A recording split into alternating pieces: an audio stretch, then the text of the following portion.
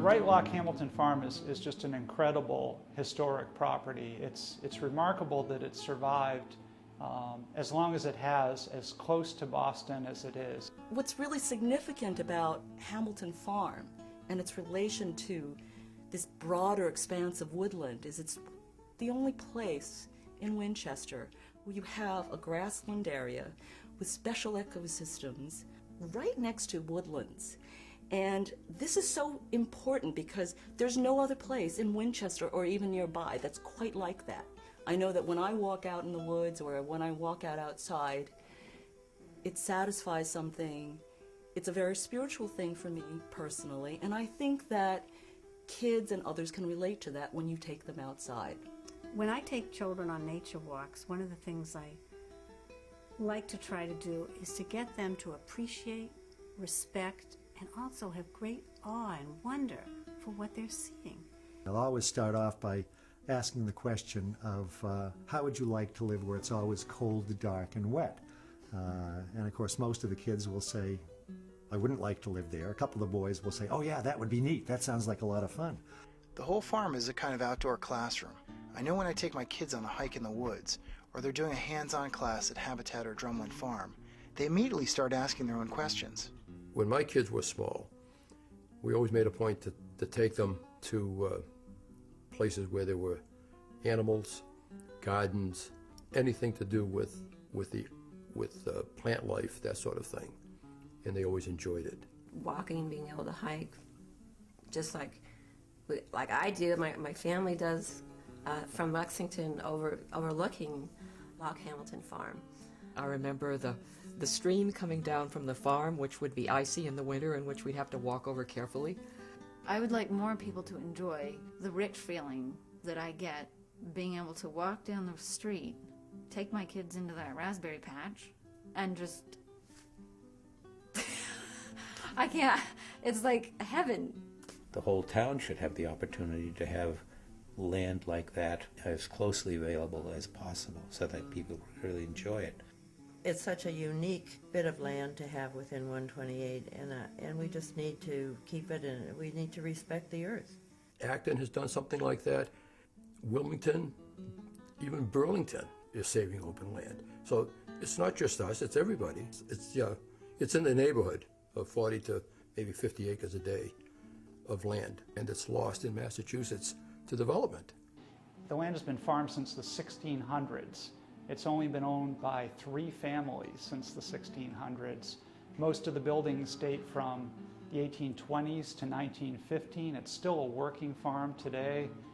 We're talking about 206 years of history on that property, if not longer. We're talking about 150 years prior to that also, because we now know that there probably was some sort of a building on that property as early as the 1650s. And it's been farmland ever since. The importance of the Wright family to the founding of the capital region of Canada is so significant that the Canadian government actually erected a very large bronze plaque on the site in 1980 that commemorates Philemon Wright, the last Wright to own the farm before it was sold to the Locks, who in the winter of 1799 to 1800, he set out from that farm in winter sleigh with 63 settlers, and they founded what's now the capital region of Canada, Ottawa. You can go to that property and you can look and you can feel what it was like originally. You can look at the buildings and you can understand. You can go in and look at the fact that 1827 is actually carved into the beams. It's a living museum. With so much history here, the town could use the farm as a venue for educational classes, musical performances, or even weddings. We could even create a community farm, just like they've done at Waltham Fields Community Farm. We do. We have quite a few home gardeners who come and visit the farm. They don't have a lot of resources to go to in this area anymore. It's fun. We can compare varieties. We can talk to them about what we're growing and what works well for us. When they have an investment in their food and an investment in their land, their experience of eating is so much richer. It's not fast food. This is the ultimate in slow food. This is seeing food from a seed to your plate. the more I think about community farms here, where there's lots of people, is boy, how much easier for all those different age groups to come and be helpful and to be part of the farm. If you have the farms right here in town, then you don't have to drive miles. It's neat to meet other people who kind of share some of your values and care about where their food comes from. So you have that kind of social basis. You know, if they make it a community farm where people might be able to, you know, do some planting of their own, I'd be interested in going up there and taking advantage of it. It's unique in our hurried lives to find a place like that. As we become to understand it, we're gonna come to love it, and as we come to love it, we're gonna want to protect it. We can't live without the land, but we are the keepers of the land. We are the stewards.